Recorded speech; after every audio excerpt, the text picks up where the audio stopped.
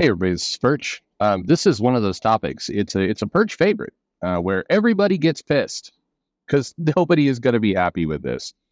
Um, so basically, I mean, I'll read this mail. It's a really short mail, well, here he goes. It says, "Dear Perch, I listened to your video about Tim Sheridan and Alan Scott, and my question is, in Tim Sheridan's video and subsequent posts, he talked about bad people."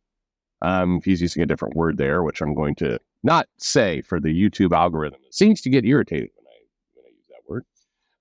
Anyway, bad people, like bracket, bad people, other brackets, uh, are trying to get the book canceled, trying to keep the book from being sold.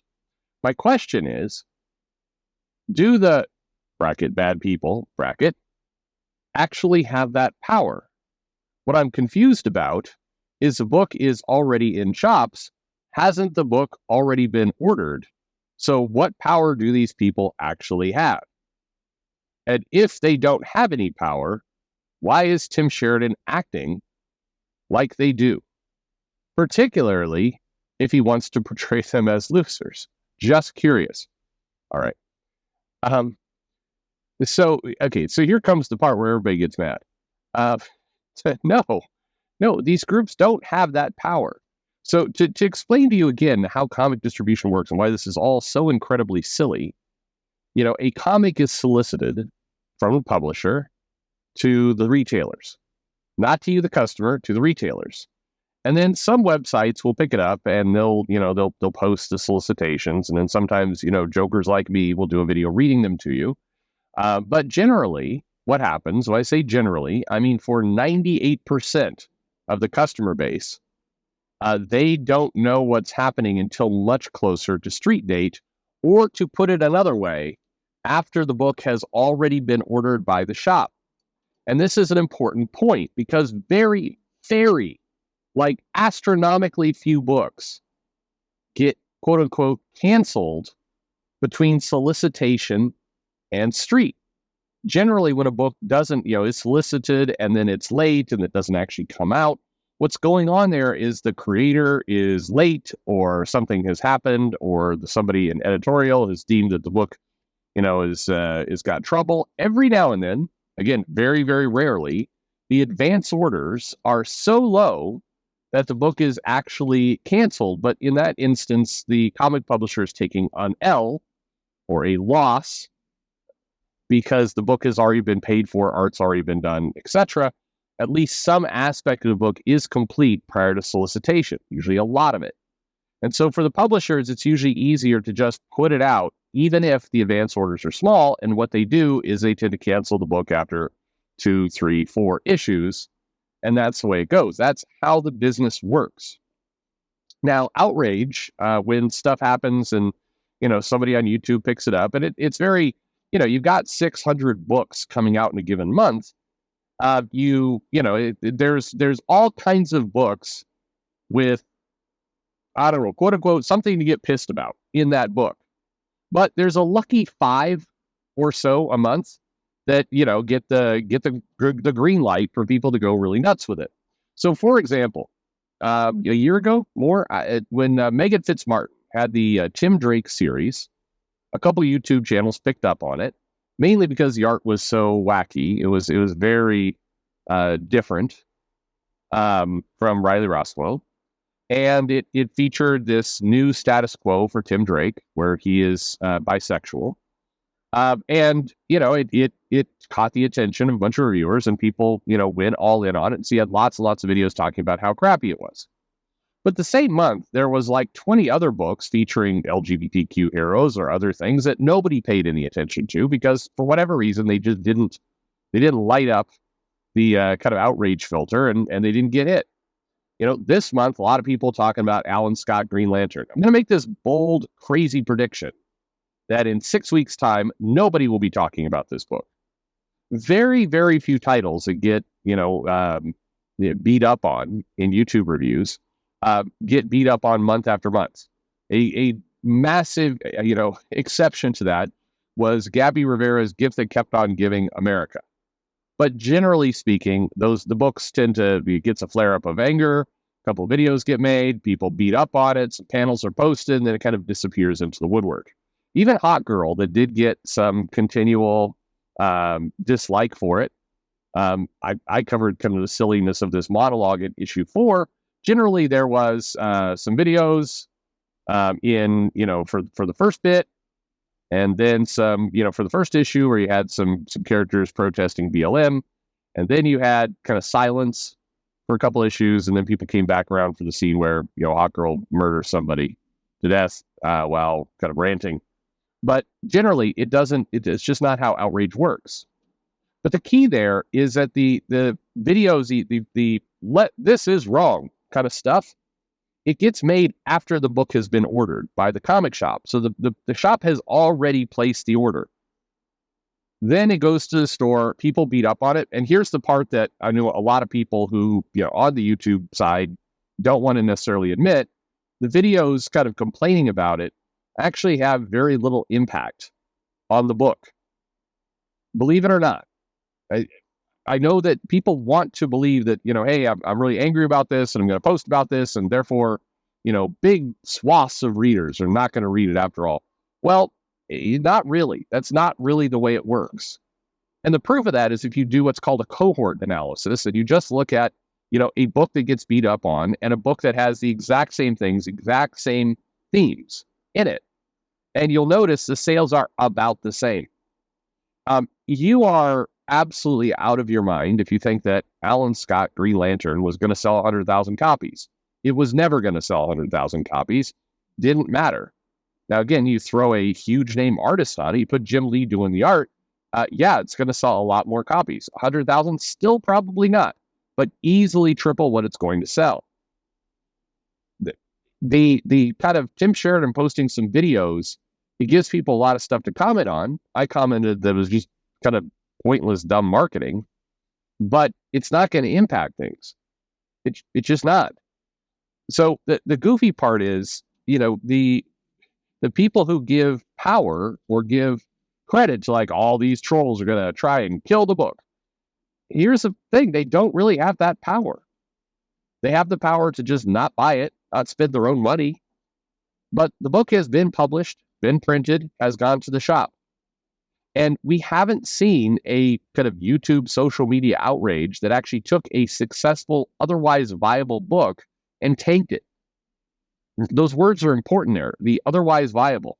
I mean, look at some of the stuff, the Riley Rossmo, Megan Fitzmartin Robin, that was not going to sell. Books with Tim Drake and kind of Batman sidekicks have not sold, no matter what the status quo of that book, for a long time. You have to go back into the 90s before you had those books putting up decent numbers, and even then, they were the lower selling books of the club.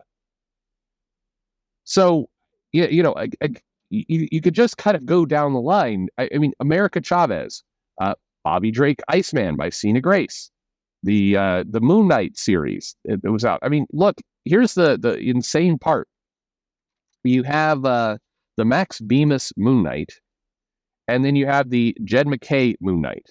Now, the Jed MacKay Moon Knight is selling better than the Max Bemis Moon Knight did, but not by much. By about 12,000 copies a month. That's it. So you got one book that was heavily panned online, and you have another book that is, pretty widely regarded. It gets a lot of positive reviews, and the sales net out, pretty close. Yeah, 12,000 copies more sold a month is good. Don't get me wrong, but there's not a 50,000 sell difference. And the Jed MacKay Moon Knight benefits from the Disney Plus show coming out, such as it was, and just kind of good buzz. It's managed to hold the numbers. That's just how it is. So going back to the original question, the premise, the problem is this premise of, hey, those angry trolls, those people who are, out to get you, those assholes are going to try and tank the book, and you need to buy it to kind of counteract that their behavior. That's absurd. I'm sorry. It's a big smokescreen to whether the book is actually going to sell or not. Alan Scott Green Lantern is a B or C list DC character. Now you put some work into him, maybe he gets more. I mean, I'm seeing people on Twitter going, this is my favorite character of all time, and they've ruined it. Maybe. I tend to doubt it, though. Look, working in a shop for 30 odd years, the amount of people who came in to say Alan Scott was their favorite character of all time, no. I had more people coming in saying Gnort was a character they liked more. And this was, straight Alan, doesn't really matter. So, look, the thing is, and this is kind of the absurd part. No, there are not armies of trolls trying to tank the book. It makes for kind of a good slogan for a good thing you can say on YouTube. Hey, there's guys out trying to hurt us. It's very much a technique that is similar, by the way, to the YouTube channels that are out there going, the liberals are trying to stop you from watching this conservative movie. Get out there and watch it. Well, okay, there's slightly more credence to that because at least in these cases, there's review sites and there's articles get written, and the mainstream press for a movie can tank something by just not talking about it or, falsely accusing. What was that movie that came out months ago, the child trafficking one? I mean, there's a lot of BS articles that were written about that. Okay, so that's some slander, certainly misrepresentation. That can exist. But with comic books, you don't have that kind of volume, and it's different. With movies, you get movies that are kind of ordered for the theater, and week by week, the theater can pick whether or not the movie's going to continue to run or not. With comics, there's no replenishment after a week. Yeah, I guess if the comic sells out in the stores, you could go back for a second printing. That's sort of a thing. But, again, we're talking about a character that is, way down the totem pole of DC. You have to really stretch your mind to believe that kind of online hate groups can make any kind of impact on a comic in this way. And so the only reason you'd claim that is to try and go, to put up somewhat of an excuse as to why the book doesn't sell. They're after us.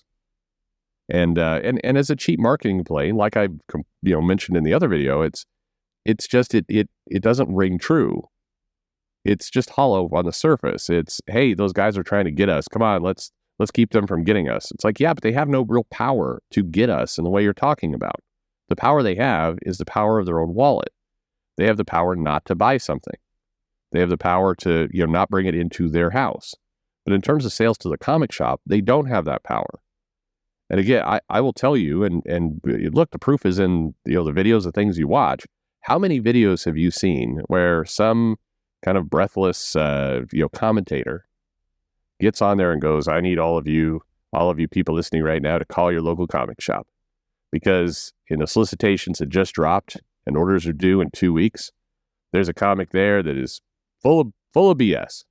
And I want you to talk to your local retailer and tell them, don't order this comic. Don't you dare order this comic. I want you to, we've got to take these sales. Have you ever seen that video? Ever? Has the critical drinker guy in his Scottish accent gone like, you got the, I'm not going to try, but has that ever occurred with, the subs he has? Any channel that has decent subs. Have you ever heard somebody urge you to call a comic shop during solicitation time and get a comic not bought? You haven't. Because people don't do that. And so, again, this is all very silly. The best argument you can make is that a bunch of, suspend your disbelief for a minute. A bunch of online trolls are going to make YouTube videos and tweets attacking a book and urging people not to pick it up on Wednesday and therefore leave the comic shop with a stack of, again, what? When was the last time a lot of, people were actually in a comic shop? You think that comic shop's ordering 100 copies of Alan Scott? They're not. The highest orders people are going to get is to pull the variants in, which there were 4. So what's going to happen here? So these poor retailers are going to be sitting there going, oh man, or 500 copies of Alan Scott Green Lantern. And thanks to that online hate campaign, I've only sold one of them. That's not how it works. Go to a comic shop, talk to a retailer, go to a Facebook group. Ask, does this ever occurred? So I said this is be one thing where the part that I think everybody hates is, on one hand, this argument of they're trying to take us or try to get us or try to hurt us, which you see all over the place, is ridiculous on the surface. Yeah, people are bitching on YouTube all day long and they're complaining, and I'm sure that hurts to hear. But in terms of their actual, ability to get your book canceled or any of that stuff, no. That's not a thing that happens. It's not a premise that is true. And people desperately want to hold on to it that it is true, because it gives them, some nice power in order to have that, have that enemy out there, to be that victim. But it's hollow. And on the other hand, truth be told, there's not this giant market power. Your boy Zach posting a cover to a comic doesn't send 50,000 people out into the world to all, somehow use their buying power to keep a book from being done. That doesn't happen. And by the way, he would tell you that himself. This is not how the market works. It's not how the system works. It's not how the distribution is happening. None of this is how it works. And so it's a silly look. At the end of the day, we can argue and we can talk and we can go through all the different things that are going on. But here's the sad truth of it is, popular characters sell better. When they're paired with popular creators, they sell even better. And what makes a book either succeed or fail is a mix of strong creators that are commercially successful, characters that are well-known, and stories that are engaging, either through the art or through a stunt or whatever it happens to be. That's the magic formula in comics. Whether it's an indie book, crowdfunded book, Marvel book, DC book, that's it. We can try to make it more complicated than that, but hey, there's a reason why Batman keeps selling near the top of the charts. He's a character everybody knows. They generally put higher profile creators on it, and that's where events and a lot of the things that quote unquote seem to matter start from. That's it. Look, the X-Men, when it sold really well, higher profile creators on it, storylines, events that seem to spring from there, most popular characters. When it sold less well, one and done issues, random creative team, sometimes good, sometimes bad, storylines that are, slightly dense or confusing. Like, here's a story where we're going to have the X-Men fight Nightmare in their treehouse.